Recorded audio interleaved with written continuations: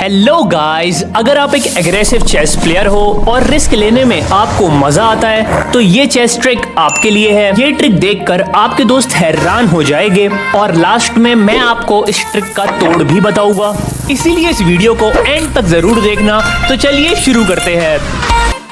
इस chess trick को आप ब्लैक पीसेस से खेलोगे। आपको ये खेलना तब है जब आपका ओपोनेंट गेम की शुरुआत पॉन टू d4 से करे, फिर आप चलोगे e5। ब्लैक की इस ओपनिंग को इंग्लैंड गैम्बिट कहते हैं। वैसे तो ये थोड़ी रिस्की ओपनिंग है और मैं आपको सजेस्ट नहीं करूंगा कि आप टूर्नामेंट्स में खेलो, पर ज्यादातर प्लेयर्स को पता ही नहीं होता कि इसका रिप्लाई कैसे करना है और वो ट्रैप में फंस जाते हैं, क्योंकि गेम की शुरुआत में ही फ्री में पॉन मिल रहा है तो वो लालची हो जाते हैं और उसको कैप्चर कर लेते हैं। जिसके बाद आप अपने घोड़े से अटैक करोगे उसके पॉन पर, और जब वो अपने घोड़े से उसको डिफेंड करेगा आप फिर से अटैक करोगे अपनी रानी से।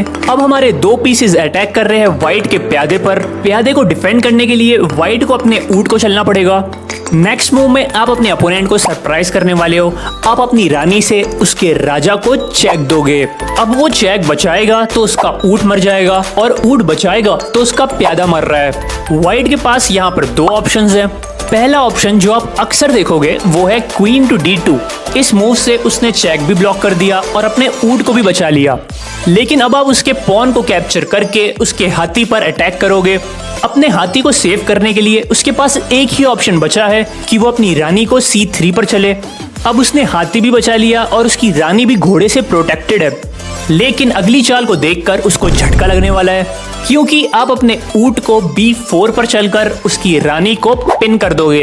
अब उसकी रानी मूव नहीं कर सकती और उसको करना पड़ेगा अपनी रानी को टाटा बाय बाय।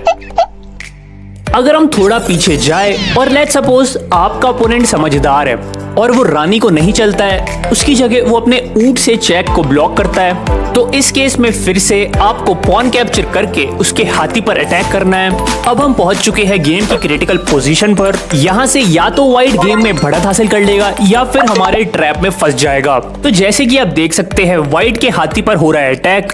यहाँ पर 90% of players bishop to c3 चलते हैं, क्योंकि अब उसने अपने हाथी को भी बचा लिया और वो हमारी रानी पर भी अटैक कर रहा है। लेकिन अब वो हमारे ट्रैप में फंस चुका है। अगली चाल में आप किलर मूव चलोगे जो कि है बिशप टू b4। अब वो क्वीन कैप्चर नहीं कर सकता क्योंकि उसका बिशप हो गया है पिंड। अगर वो बिशप कैप्चर करता है तो आप रिकैप्चर कर लोगे अपने नाइट से। अब उसके पॉन पर डबल अटैक तो हो ही रहा है, साथ में उसके राजा और हाथी पर फोक भी लगने वाला है। इससे बचने के लिए व्हाइट के पास कोई डिफेंस ही नहीं बचा है और मजबूरी में उसको अपने नाइट को सैक्रिफाइस करना पड़ेगा, जिसके बाद आप पीस अप हो जाओगे और इस गेम को आसानी से जीत जाओगे। मगर उस पोजीशन में लेट्स सपोज वो हमारे बिशप को मारता ही नहीं है, उसकी जगह वो अपनी रानी से उसको डिफेंड कर लेता है। उस केस में आप बिशप कैप्चर कर लोगे। अब उसके पास दो ऑप्शंस है, या तो वो घोड़े से कैप्चर करेगा या फिर रानी से। अगर वो घोड़े से करता है तो उसका हाथी मर जाएगा, और अगर वो अपनी रानी से कैप्चर करता है ये सोचकर कि उसका हाथी भी बच गया और रानी भी सपोर्टेड है, लेकिन अगली चाल को देखकर वो हैरान हो जाएगा, क्योंकि अब अपनी रानी को c1 पर चलोगे। अब राजा के पास कोई मूव ही नहीं बचा है चलने के लिए, और इसी के साथ व्हाइट के राजा का चेकमेट हो चुका है। लोगों को इसका तोड़ नहीं पता होता, इसीलिए आप इसको अपने दोस्तों पे जरूर ट्राई करना। अगर आपके पास कोई भी सुझाव या सजेशंस है आप मुझको इंस्टाग्राम पे मैसेज कर सकते हो। और अगर आपको चेस ट्रिक पसंद आई तो वीडियो को लाइक करो और ऐसी ही और चेस ट्रिक्स के लिए चैनल को सब्सक्राइब करो।